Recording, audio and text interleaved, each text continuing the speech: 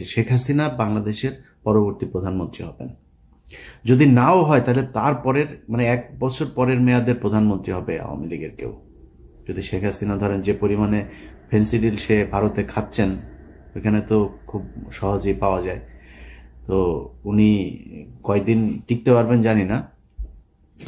যাই হোক, আওয়ামী লীগের কেউ প্রধানমন্ত্রী হবেন। এই কথাগুলো কেন বলেছিলাম, আমার কাছে মনে হয়েছিল কি যে বিপ্লবের এটা আসলে ডিরেকশনটা ঠিক মতো যাচ্ছে না। কারণ হলো আমরা ধরেন বিপ্লব নিয়ে অনেক নাচানাচি শুরু করেছিলাম, আমরা তো জানতাম না 5 তারিখের পরে আসলে এই 5 তারিখে এইভাবে হচ্ছে, কিন্তু ভারত তো সবই জানতো। তারা তাদের মতো করে সুন্দর করে তাদের প্ল্যান বিতে কে কে থাকবে, আসিফ নজরুল সহ কারা কারা এখানে প্রথম আলোর যে পুরো গংটা এরা কি করবে, এই জিনিসগুলো তারা জানতো, ওইভাবে সেট আপ করেছিল। যে কারণে তার পরপরই এই যে প্রধান উপদেষ্টার এই যে প্রেস সেক্রেটারি শফিক সহ আসিফ নজরুলের ঘনিষ্ঠ যারা যারা আছে প্রথম আলো এদেরকে এখানে বসিয়ে দিয়েছেন, তারা তাদের মতো করে চালাচ্ছেন। এই দেশের এই যে 5 তারিখের যেই আন্দোলন, যে বিপ্লব, যে স্বাধীনতা, এটা ধ্বংস হওয়ার পেছনে যদি একজন মানুষ, অনেক মানুষই মনে করেন আমি আসিফ নজরুলের ব্যাপারে এত কেন, একজন মানুষ যদি নাকি এটার জন্য সবচেয়ে বেশি দায়ী থাকে সেটা এই আসিফ নজরুল। এর জন্য প্রতিটা জায়গায় সমস্যা হয়েছে। আপনাদেরকে এই কথাটা কেন বলেছিলাম যে শেখ হাসিনাই আবার আসবে, এটা যদি আপনাদের আমি বিশ্লেষণ করতে চাই তাহলে একটা জিনিস বলে রাখি, সেটা হচ্ছে এই যে 15টা বছর শেখ হাসিনা ক্ষমতায় থাকলো, আন্তর্জাতিক বিশ্বের কেউ তাকে সরায় নাই এখান থেকে। ইন্ডিয়া একদম সরাসরি তাকে সাপোর্ট দিয়ে গিয়েছে, কিন্তু আন্তর্জাতিক বিশ্বের অন্যান্য দেশগুলোকে যে এই ব্ল্যাঙ্ক সাপোর্ট দিয়ে রাখা সম্ভব হলো কেন? কিসের জন্য করা হয়েছিল? কিসের জন্য হাসিনাকে কেউ সরাইতে পারে নাই? আন্তর্জাতিক বিশ্ব থেকেও কোনো চাপ কেন আসে নাই? এর একমাত্র কারণ, বাংলাদেশকে সবাইকে বোঝানো হয়েছিল যে এই দেশটা হচ্ছে একটা জঙ্গি রাষ্ট্র। তারেক রহমান, খালেদা জিয়া এরা হচ্ছে জঙ্গিদের মূল হোতা। এরা এদের কারণে, এদের যদি ক্ষমতায় যায় তাহলে এই দেশ আবার জঙ্গি হয়ে যাবে, অতএব আওয়ামী লীগকে রাখতে হবে। একমাত্র এই কারণে শেখ হাসিনাকে 15 বছর রাখা গেল। আচ্ছা, সেইখানে এই আন্তর্জাতিক পুরো বিশ্বটাকে কারা এই ন্যারেটিভটা দাঁড় করাইলো? দাঁড় করাইলো হচ্ছে ভারত। আর কাদের উপরে চাপাইলো? আলেম সমাজ, বিএনপি, জামাত, তাদের উপরে। তার মানে প্রধান যে বিষয়টা 15 বছর যেই কারণে হাসিনা ক্ষমতায় থাকতে পারলো সেটা হচ্ছে এই যে আমাদের দেশকে জঙ্গি রাষ্ট্র তৈরি করার যেটা, সেটা। এটার সাথে একটা বড় অংশ কে ছিল? প্রথম আলো।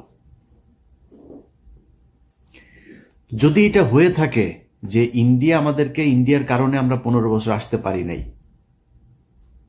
তাহলে আমাদের প্রধান কাজ ছিল এই স্বাধীনতার পরপর ইন্ডিয়ার ব্যাপারে পদক্ষেপ নেওয়া। কোনো পদক্ষেপ নেওয়া হয়েছিল? ভারতের সাথে কে কত পারে ঘষাঘষি করার জন্য সবাই চেষ্টা করলো। আমাদের প্রধান শত্রুকে আপনি পাশে রেখে তারপরে দেশ চালাবেন, দেশে আবার অস্থিতিশীল পরিস্থিতি আসবে না, আবারও হাসিনা আসবে না, হাসিনা এসে আবারও 15 বছর না 1500 বছর বাংলাদেশ শাসন করবে না, ভারতের সাথে একসাথে হয়ে যাবে না, এর কোনো গ্যারান্টি দিতে পারবেন? তাহলে করেন নাই কেন? প্রথম আলো যে কিনা সরাসরি, আমি নিজে আমার এখানে আমি 21শে আগস্ট, বিডিআর হত্যাকাণ্ড থেকে শুরু করে বিভিন্ন জায়গায় দেখাইলাম যে প্রথম আলো কিভাবে কিভাবে এই কাজগুলো করেছে। অথচ মির্জা ফখরুল ইসলাম আলমগীর সোজা যায় সেখানে করলো কি? প্রথম আলোর উপরে আঘাত মানে হইল গণমাধ্যমের উপর আঘাত। এই আঘাত সে কোনোভাবেই, সে শেখ মুজিবের ব্যাপারে কি বলল? শেখ মুজিবের ছবি করলে তারপরে এটা তার বুকে চিনচিন করে, হ্যাঁ, এসব কথাবার্তা। তো প্রথম আলো আর ইন্ডিয়া আপনার সমস্যা না, তাই আপনার সমস্যাটা ছিল কারাই 15 বছর? মির্জা ফখরুলের তো সমস্যা না। এই বক্তব্য যেদিন শুনেছিলাম সেদিনই মনে করেছিলাম আর বাংলাদেশের পলিটিক্স নিয়ে কথাবার্তা বলে লাভ নাই, নিজের মতো করে কিছু টাকা পয়সা কামায় তারপরে চুপচাপ থাকে। কিন্তু মির্জা ফখরুলই তো বিএনপি না, মির্জা ফখরুল মানেই বাংলাদেশ না। এই বাংলাদেশের লাখো লাখো কোটি কোটি বিএনপি জামায়াতের কর্মীরা, নেতারা অনেকে আছে, যারা আসলেই ভারতকে অপছন্দ করে, প্রথম আলোকে বাংলাদেশ থেকে উৎখাত করতে চায়, তাদের জন্য তো আমাদের পাশে থাকা উচিত। মির্জা ফখরুলের একটা ঘর জামাই আছে, ওই যে ফাহাম আব্দুস সামাদ ফাহাম নাকি যেন, এই ঘর জামাইটা এতদিন মির্জা ফখরুল অস্ট্রেলিয়াতে যে আওয়ামী লীগের কাছ থেকে যা ভাগটাক পাইতো এগুলো নিয়ে ওইখানে দিত, বউরে নিয়ে থাকতো। এখন সে বউ নিয়ে বাড়িতে এসেছে, গ্রামে মানে দেশে এসেছে। প্রতিদিন বিভিন্ন গণমাধ্যমে দেখি সে বক্তব্য দেয়। এতদিন কই ছিলেন? ওনার মেয়ের তো উচিত ছিল এখানে এসে তারপরে এগুলো নিয়ে নেতৃত্ব দেওয়া, কথাবার্তা বলা। বলে নাই তো, কোনো কিছুই করে নাই। এখন এসছে, কারণ এখন এই যে আবার লুটপাট শুরু হয়েছে। খবর নেন, যান। মির্জা ফখরুলের ভাইয়ের অত্যাচারে তার এলাকার লোকজন ঘরে থাকতে পারে না। বাংলাদেশের সবচাইতে বেশি আওয়ামী লীগের লোকজনকে পুনর্বাসিত করা হয়েছে মির্জা ফখরুলের এলাকায়। এগুলো নিয়ে কাজ করতেছে। এখন দিচ্ছে না কেন? বিএনপির অনেক মানুষজন ফোন করেন, ভাই এখানে এটা হচ্ছে, এখন দিচ্ছে না কারণ বিএনপিকে আসলে এখন করলে বিএনপির ভেতরে সমস্যা থাকবে, এরকম দুই একটা নেতাও থাকবে এই টাইপের, কিন্তু পুরো বিএনপিকে তো আপনি কালার করতে পারবেন। আমার এর পরের দেশের নেতৃত্বে কে আসবে? আপনি বিএনপিকে যদি সরেন তাহলে তো এটা মানে একটা ডিপলিটিসাইজেশনের দিকে চলে গেল। তখন আপনি কি করবেন? কাকে আনবেন? এখানে একটা অন্য তৃতীয় পক্ষ আসবে, সেনাবাহিনী আসবে, ইন্ডিয়া সেই সুযোগ নিবে। সো আমার সেকেন্ড চয়েস হচ্ছে বিএনপি। অতএব এই কারণে বিএনপির বিষয় নিয়ে বিএনপি চাঁদাবাজি করে, এই করে সেই করে, নানান অভিযোগ। আমি বলে বিএনপি নিয়ে কোনো কথা বলা যাবে না। বিএনপিকে নিয়ে বলার সময় আছে, অবশ্যই বিএনপিকে নিয়ে কথা বলা হবে, কিন্তু এখন না। যে কারণে এগুলো নিয়ে কথা বলি না। কিন্তু মির্জা ফখরুলরা এই কাজগুলো করছে। এখন মির্জা ফখরুলের তো কোনো সমস্যা হবে না। মির্জা ফখরুল তো আওয়ামী লীগের সাথে মিলেমিশে 15 বছর খুব শান্তিতে ছিল। সে একদিন এক ইয়েতে ক্যাবিনে ছিল, মানে আটক হয়েছিল। আটক হলে তারে নিয়ে সুন্দর করে 5 স্টার হোটেলে পর্যন্ত রাখা হইতো। মির্জা ফখরুল সহ কয়েকজন বিএনপির নেতা আছে, সবাই না, কয়েকজন, এদেরকে রাখা হইতো, খুব আরামে রাখা হইতো। তো এই লোকগুলিকে আপনার ওই ক্যাবিনে রাখার পর একদিন সে একজন বিএনপির, নাম বললাম না, বিএনপির এক নেতার সাথে সে বলছিল যে খালেদা জিয়ার কথা বলছে, এই মহিলার কারণে, এই মহিলার মাথায় সমস্যা আছে, এই মহিলার কারণে এখন আমার এই জেলে আসতে হইল। মানে একটা কর্মসূচি দিয়েছিল খালেদা জিয়া, এটা 2000 ধরেন কত সাল, 20 সাল বা তার বা মানে জেলখানায় যাওয়ার আগের, আমার ঠিক সময়টা মনে নেই, জেলখানায় যাওয়ার আগের ওই সময়টাতে এটা বলেছিল।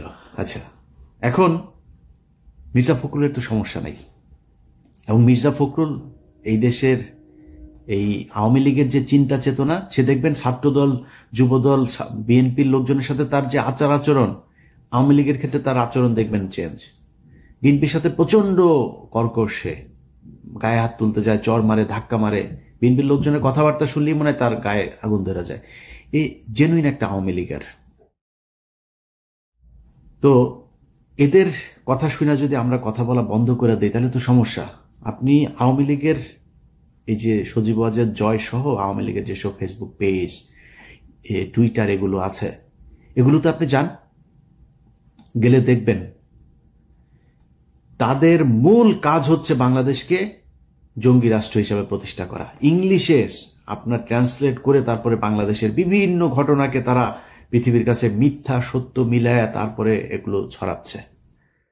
তো এই যে কাজগুলো আওয়ামী লীগ করছে, তাদের মূল টার্গেট বাংলাদেশকে এই জঙ্গিবাদ এটার ইয়ে করা। আচ্ছা, এখন আমাদের উচিত ছিল কি? প্রথম উচিত ছিল যে যারা এগুলো করেছে তাদের বিচার করা। এই যে এই ভারত এবং আওয়ামী লীগ এগুলো করেছে, এটার ব্যাপারে শক্ত অবস্থান নেওয়া। আমরা সেই ভারতকে বসায় রাখলাম। আমরা যেই প্রথম আলো কিনা সারা দুনিয়া, প্রথম আলো, ডেইলি স্টার সারা দুনিয়াতে এইটারে আপনার ছড়ায় দিল। প্রথম আলো করে বাংলায়, ডেইলি স্টার করে ইংলিশে, সারা দুনিয়ায় এটা চললো। তাদের পাশে গিয়ে আপনি বসলেন, তাদেরকে বাঁচাইতে চাইলেন। তো আপনি একবারও চিন্তা করলেন না যে এদেরকে রেখে এরা যদি নাকি এই প্রথম আলোই তারেক রহমানকে খাম্বা তারেক বানিয়েছে, এই প্রথম আলোই তারেক রহমান খালেদা জিয়াকে জঙ্গিদের প্রশ্রয়দাতা, আশ্রয়দাতা বানিয়েছে। মনে নাই আপনার? এই বিচারটা তো করা দরকার ছিল। আমি বাংলাদেশে যদি নাই কোনো জঙ্গি থাকে, অবশ্যই তার বিচার চাই। বাংলাদেশ ইসলামী শরিয়া ভিত্তিক চলুক, আমি এটা চাই না। মানে আপনি আমাদের যাই মনে করেন তাই মনে করেন, আমি এটা চাই না। বাংলাদেশ ইসলামী শরিয়া ভিত্তিক চলার মতো ওই অবস্থা আমাদের নাই। আমরা সেই জায়গায় যাইতে পারি নাই। যদি কেউ পারেন ওই মাইক নিয়ে ওয়াজের মাহফিলে গলা না ফাটায়া একটা গাড়ি বানায় দেখান। আমি ওই জায়গায় এখন যাইতে চাই না। যে কারণে কেউ যদি এখন আবার বিশৃঙ্খলা তৈরি করার চেষ্টা করে, আমি মনে করি বিএনপি আগে যেইভাবে সেই শায়েখ আব্দুর রহমান থেকে শুরু করে বাংলা ভাইদেরকে যেইভাবে শায়েস্তা করেছে, এইবারও সেটাই করুক। জঙ্গিবাদকে মাথা চাড়া দিতে দেওয়া যাবে না। কিন্তু জঙ্গিবাদ বলে কি বাংলাদেশে আসলেই কিছু আছে? সেটা প্রমাণ করা দরকার ছিল এই সরকারের আসার পরপরই।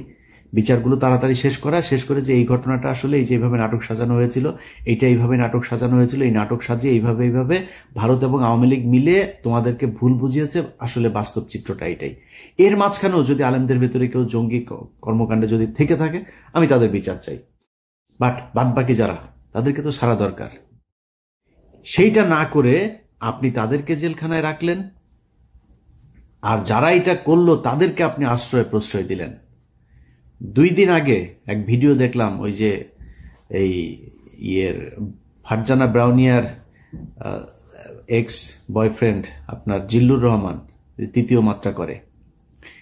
এই জিল্লুর রহমান ফারজানা ব্রাউনিয়ার এক্স মানে কত নাম্বার সেটা তো বলা যাবে না, এটা সম্ভবত ওই পার্ট টাইম বয়ফ্রেন্ড ছিল। তো এই পার্ট টাইম বয়ফ্রেন্ড বলছেন যে ঈদের পরে এই দেশে আবার জঙ্গি হামলা হবে। আমার হাতে একটা সিক্রেট রিপোর্ট, যেখানে দেখা যাচ্ছে যে ঈদের পরে বাংলাদেশের রাজনৈতিক পরিস্থিতি অত্যন্ত অস্থির হয়েছে। এক ধরনের জঙ্গি তৎপরতা গত কিছুদিন ধরে আমরা এই আলোচনা শুনছি এবং লক্ষণও দেখা যাচ্ছে। এটা বাড়বার একটা আশঙ্কা আছে। তিনি বলছেন দেশে নাকি কোন এক সাংবাদিক এটার সাথে জড়িত, কোন আলেম নাকি দেশের কে কারা কারা জড়িত, আর প্রবাসে একজন আছে কোথায় নাকি থাকে, সেও নাকি জড়িত। যে নিষিদ্ধ ঘোষিত কিছু সংগঠন, তাদের অন্তত 3 জনকে ক্লিয়ারলি আইডেন্টিফাই করেছে রিপোর্ট। এদের সঙ্গে একজন সাংবাদিকও আইডেন্টিফাই করা গেছে যিনি এইসব তৎপরতার সঙ্গে যুক্ত। তার কাছে একদম পুরো তথ্য খাতা, এইভাবে খাতা 3-4টা পৃষ্ঠা নিয়ে তারপরে তিনি বসেছেন। ওরে বাবারে, তার কাছে সব তথ্য। হ্যাঁ, কিভাবে হামলা হবে, কোথায় কোথায় হবে, সে আগের মতোই নাকি গুরুত্বপূর্ণ জায়গায় কোর্ট টোট এইসব সেইভাবে নাম ধরে ধরে বলছেন। পসিবল থ্রেট লক্ষ্য করা যাচ্ছে। তারা গভর্নমেন্টের বিভিন্ন ইনস্টলেশনে হামলা চালাতে পারে, লোকাল কোর্টসগুলোতে হামলা চালাতে পারে।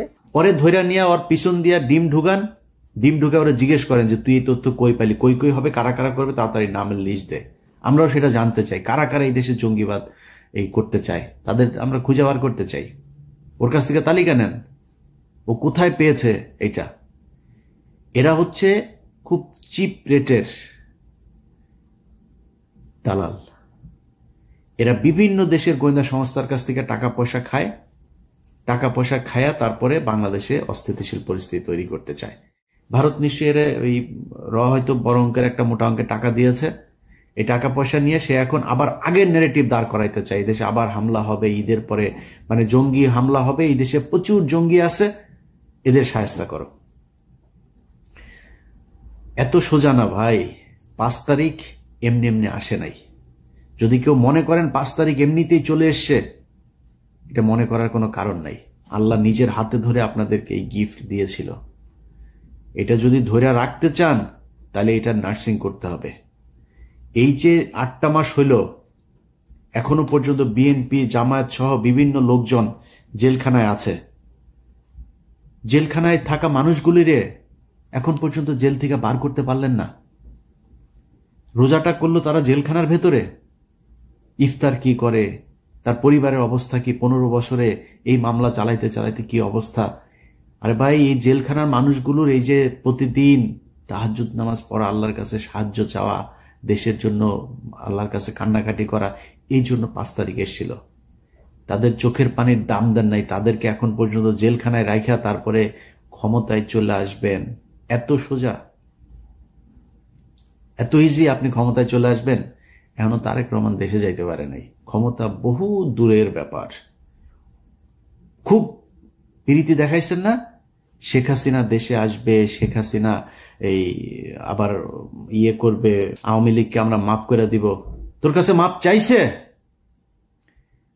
এখন আওয়ামী লীগকে পুনর্বাসিত করবে কি? কোন রিফাইন আওয়ামী লীগ আসবে, নাকি পিওর আওয়ামী লীগ আসবে, আওয়ামী লীগ আসবে, না কোন আওয়ামী লীগ আসবে, সেটা নিয়ে আলোচনা হয়। এই আলোচনা আপনাকে আসতে বলছে কি? আওয়ামী লীগ বলছে আপনার কাছে যে আমরা আসতে চাই, আমাদেরকে র আওয়ামী লীগ নিবা নাকি এই রিফাইন আওয়ামী লীগ নিবা, কোনটারে নিবা, কোনভাবে আমাদেরকে নেওয়া যায় চাইছে আপনার কাছে?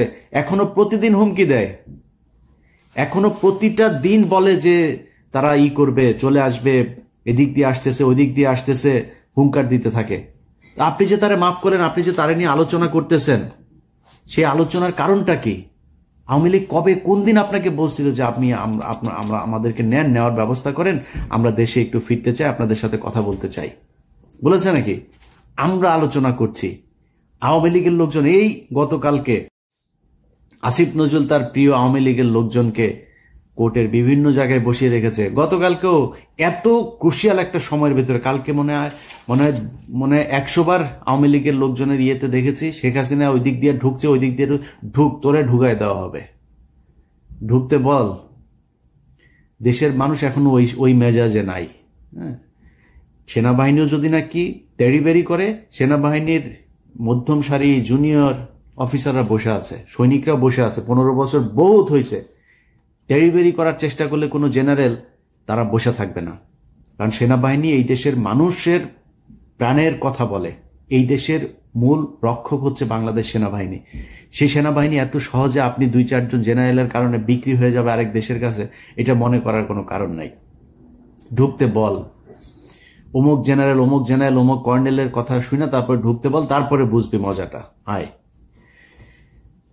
এগুলি করা হচ্ছে। এর মাঝখানে আপনি গতকালকে 2 জনের জামিন দিয়ে দিলেন। আওয়ামী লীগ কি করতো? আওয়ামী লীগ যখন দেশে পরিস্থিতি হইতো তখন সবগুলি নিয়ে ঢুকাইতো, জামিন টামিন সব বন্ধ। আপনি এই পরিস্থিতির মাঝখানে 2 জনের জামিন দিয়ে দেন, কিভাবে সম্ভব? এক এমপির বোর্ডে জামিন দিয়ে দিয়েছে, কিভাবে সম্ভব? আপনার এখানে আমরা আলোচনা করছি আওয়ামী লীগকে পুনর্বাসন, এই নিয়ে আলাপই চলবে না। কিসের আওয়ামী লীগ? ওদের বিচার হবে, ওরা রাজনীতি করতে চায় করুক, সমস্যা নাই। আওয়ামী লীগের দেশে রাজনীতি করবে আওয়ামী লীগের নাম দিয়ে, করুক। কে করবে? কোন আসবে? আমরা চুজ করবো নাকি? আওয়ামী লীগের একদম সর্বোচ্চ নেতা থেকে যত সারা বাংলাদেশের পদস্থ যত আওয়ামী লীগের ছিল সবার খুনের দায় এদের বিচার হবে। বিচারের মুখোমুখি হোক আগে, আমাদের আলোচনা হবে বিচার নিয়ে। আপনি তার পুনর্বাসনের জন্য কথা বলছেন, পুনর্বাসন নিয়ে আপনারা আলোচনা করতে বলছে। এত প্রীতি, এটা তো এই 15 বছরের বামবুতে ঠিক হয় নাই এখনো পর্যন্ত। লজ্জা লাগে আওয়ামী লীগের চাই না এটা বলতে। কারণ কি? কারণ হচ্ছে এই যে আওয়ামী লীগের টাকা পয়সা খেয়েছে না, আওয়ামী লীগের সময় বিএনপি নেতার ব্যাংক চলে নাই, গার্মেন্টস চলে নাই, ব্যবসা প্রতিষ্ঠান চলে নাই, চালাইছে তো চালাইছে। যে কারণে এগুলি কি কি লেনদেন হয়েছে এগুলি রেকর্ড তো তাদের কাছে আছে। সেগুলি থাকার কারণে তারা এখন কথা বলতে পারে না। সেগুলি থাকার কারণে আওয়ামী লীগ যেটা শিখাই দেয় ওইটা বলতে হয়। তারেক রহমানের তারা দেশে নিতে চায় না। তো আমরা অনেক কথাবার্তা বলেছি তো গেল, বিশেষ করে 5 বছরে। এবার দেশের কোনো খারাপ পরিস্থিতি আসলে আমরা পাশে থাকবো না, কারণ যা দেখলাম এইবার, যাকে যেখানে বসানো হয়েছে সে সেখানে যে লুটপাট করার চেষ্টা করেছে। কেউ এই দেশের কথা চিন্তা করে না, এই দেশের মানুষের কথা চিন্তা করে নাই।